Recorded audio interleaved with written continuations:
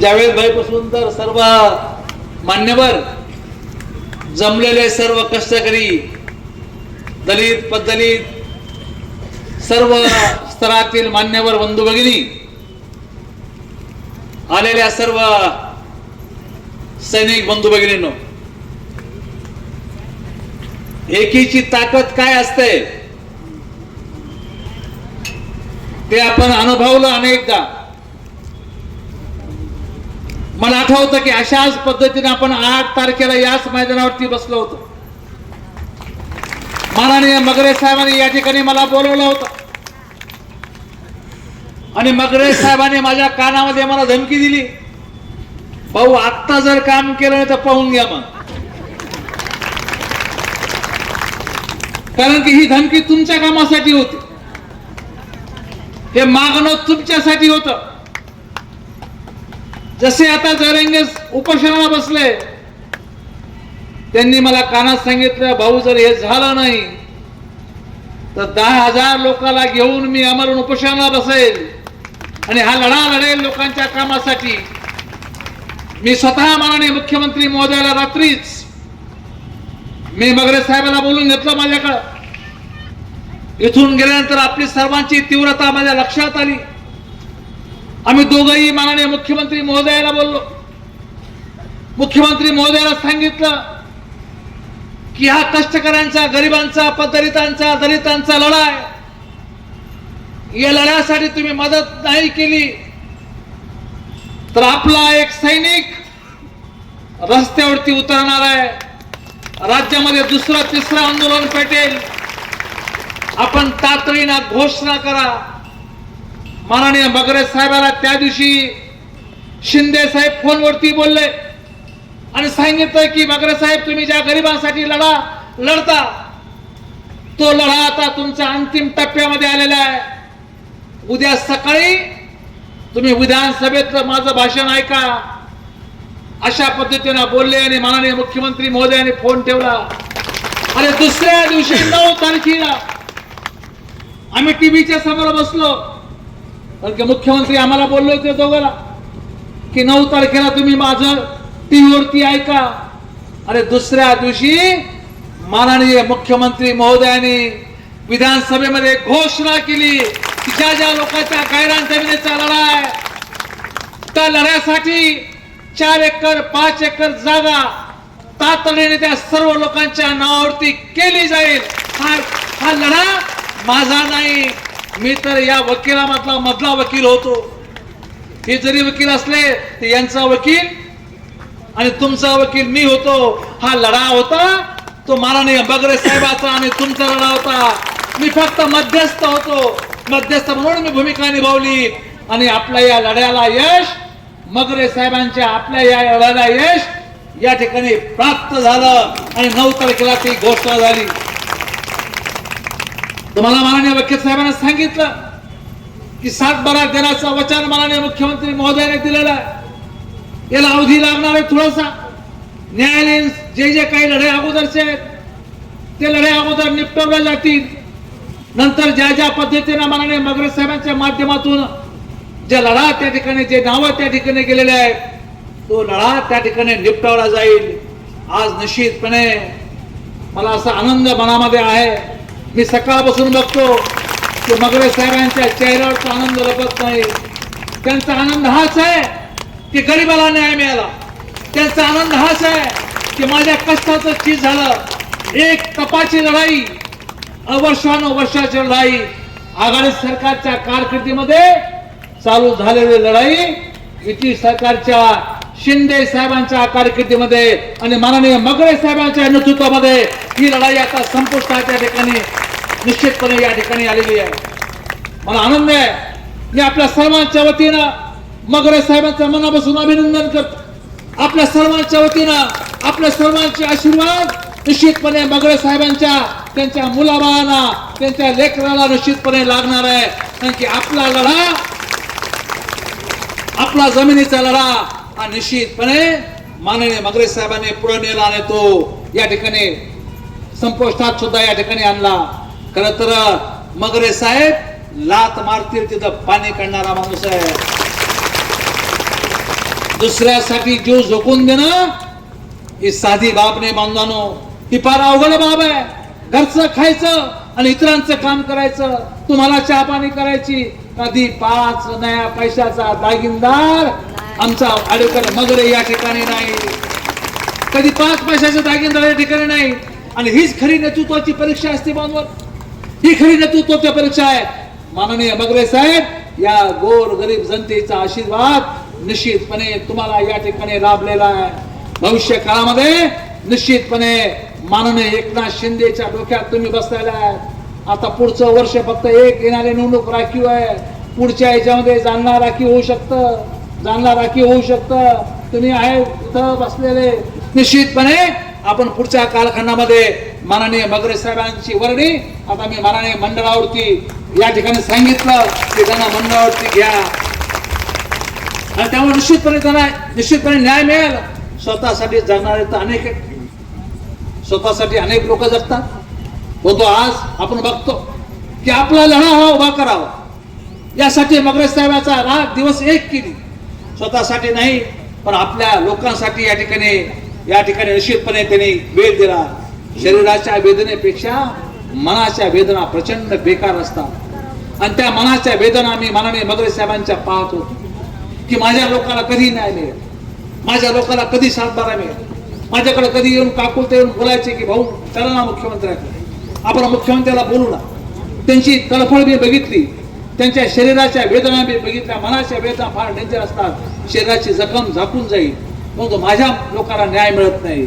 माझ्या लोकांना निश्चितपणे न्याय मिळाला पाहिजे या उदात्त हेतूने निश्चितपणे उदात्त हेतूने माननीय मगरे साहेबांनी हा त्रास सहन केला. खर तर मगरे साहेब, तुमचा हा त्रास आता संपुष्टामध्ये या ठिकाणी आलेला आहे आणि तुम्ही आनंदामध्ये येता या ठिकाणी मला दिसतात. आणि मला याची कल्पना आहे, परिस्थिती काही आली, परिस्थिती बदलली तरी रे रे बाबा हे थांब अजून. परिस्थिती कशी जरी आली तर एकटं लढण्याची ताकद आहे. परिस्थिती कशी जरी आली तर एकटं लढण्याची ताकद एकटं लढण्याची ताकद माननीय मगरे साहेबांमध्ये या ठिकाणी आहे. आम्ही सोबत राहिलो का नाही राहिलो काय, तो एकटं लढण्याची ताकद हा वाघ एकटा आहे, तो तुमच्यासाठी या ठिकाणी निश्चितपणे लढणार आहे. मी बघितलंय की अत्यंत संयमी अशा प्रकारचं नेतृत्व माननीय मगरे साहेबांचे. कधी अहंकार त्यांच्यामध्ये मला दिसला नाही. कधी आज हा लढा त्यांच्या नेतृत्वामध्ये संपुष्टात या ठिकाणी आलेला आहे. परंतु हे मी केलं ते कधी त्यांच्या तोंडातून या ठिकाणी आम्हाला ऐकायला भेटलं नाही. ते कधी मी केलं, हा लढा मी जिंकला, हा अहंकार त्यांच्या मनामध्ये कधी दिसत नाही. त्यांनी इथं कमरेला पिस्तूल लावलेलं आहे, पाहिलं का पिस्तूल लावलेलं त्यांनी कमरेला. पण ते कधी बसून त्यांना मी सांगितलं, त्यांना रस्त्याने एकदा अडवलं गेला होतं. मी बोलो मगरे साहेब सावधान राहा, लोक नालायक असतात. मी बोलो तुम्ही तुमचं शस्त्र बॅगेत नाही ठेवायचं, कमरेला ठेवायचं. आणि तेव्हापासून ते कमरेला ठेवावं लागलं पिस्तूल. आणि लायसन्स आहे, काय अडचण नाही, लायसन्स आहे त्यांच्या.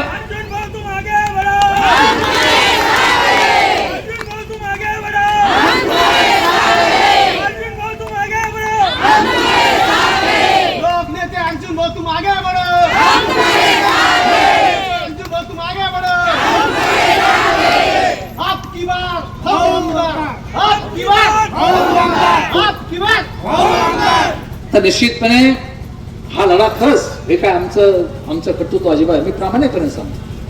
हा लढ्यामध्ये आम्ही फक्त आलो, भाषण केलं, बोललो वगैरे वगैरे, पण तो हे लढ्याचा इंच ना इंच, 1% हे संपूर्ण श्रेय कोणाचं आहे? मगरे साहेबांचं. आणि तुम्ही त्यांना अत्यंत प्रामाणिकपणे साथ दिली तुमच्या लढ्यासाठी. ते प्रामाणिकपणे आपल्या पाठीमागे उभं राहिले, कुठे चहाचे जागीरदार नाहीत. त्यामुळं आता आपला हा लढा पूर्णतः 9 तारखेला घोषणा झाली. 4 एकर जमिनी, 4 एकर 5 एकर जमिनी जे आहे ते तुम्हाला मिळणार आहेत. 7-12 तुम्हाला ताबडतोब त्या ठिकाणी मिळणार आहेत. त्यामुळं आपण सर्व आता आघाडी सरकार आणि आपलं सरकार याच्यातला फरक बघा. आता इथे एवढ्या मोठ्या भगिनी आहेत, मला आपल्याला सांगितलं पाहिजे भगिनीला की माननीय एकनाथ शिंदे साहेब जेव्हापासून मुख्यमंत्री झाले त्यांनी निर्णयाचा धडा लावला. सर्व घटकाला निर्णय या ठिकाणी न्याय देण्याची भूमिका घेतली. आता विचार करा की आता तुम्ही कोण झालात? सर्व मुख्यमंत्र्याच्या लाडक्या. तुम्ही कोण झालात सर्व? आता घरच्याला फाट्यावर नका मारू. घरी जाऊन सांगता नवऱ्याला गेला आहे आता मी मुख्यमंत्रीची बहीण आहे, आता मी घाबरत नाही, असं काही करू नका. कारण मुख्यमंत्री महोदयाने आता तुम्हाला महिन्याला किती द्यायला सुरुवात केली? 1500 रुपये. त्या 1500 रुपयाच्या बरोबर तुम्हाला पुन्हा काय मिळणार आहे? 3 गॅसचे सिलेंडर. आणि आता ही योजना किती लोकांना लागू होती? घरातल्या फक्त 2 लोकांना लागू होती, परिवारातल्या 2 लाख लोकांना लागू होती. आम्ही मुख्यमंत्री महोदयाला बोललो, साहेब एका घरात 1 सासू 2 सुना आहे तर भांडण लागतील ना. तर म्हणून असं नका करू, जेवढ्या घरामध्ये महिला आहेत तेवढ्या महिलाला देऊन टाका. आता ह्या जेवढ्या घरात महिला आहेत तरी 3 सुना असल्या आणि 1 सासू असली तरी 4वीला ही योजना मिळणार आहे. त्यामुळे आता एक थोडीशी हुशारी तुम्ही करायची. एका परिवारासाठी 3 गॅसचे सिलेंडर मुख्यमंत्र्यांनी घोषित केले. आता तुम्ही माझा आहे का? फक्त थोडीशी चालाकी करा. आता सासू वेगळी राहती, 2 सुना वेगळ्या राहता. राहू नका. हे तरुण कोणी हसला बा, त्याला वेगळं आवडतं. राहू नका वेगळं, फक्त कागदावर वेगळं. कसं व्हा? सासू वेगळी सुना वेगळ्या. मग तुम्हाला गॅस सिलेंडर वाढवून भेटतील ना. 4 जण येत, 4 जण 4 त्रिक 12 गॅस सिलेंडर भेटतील. तेव्हा मुख्यमंत्री महोदयांनी तुम्हाला काय दिलं? 1500 रुपये गॅस सिलेंडर. अजून काय दिलं मुख्यमंत्र्यांनी? लेक लाडकी. लेक लाडकी योजना. तुमच्या घरामध्ये मुलगी जन्माला आली, मुलीच्या खात्यावर नोंद केली की 5000 पडतात. 15 वर्षाची पोरगी झाली तर पोरीच्या खात्यावर 1 लाख रुपये पडतात. 1 लाख रुपये. मुख्यमंत्र्यांनी 3री योजना महिलांसाठी जाहीर केली, लेक लाडकी योजना. अजून काय केलं मुख्यमंत्र्यांनी सांगता येईल का मला?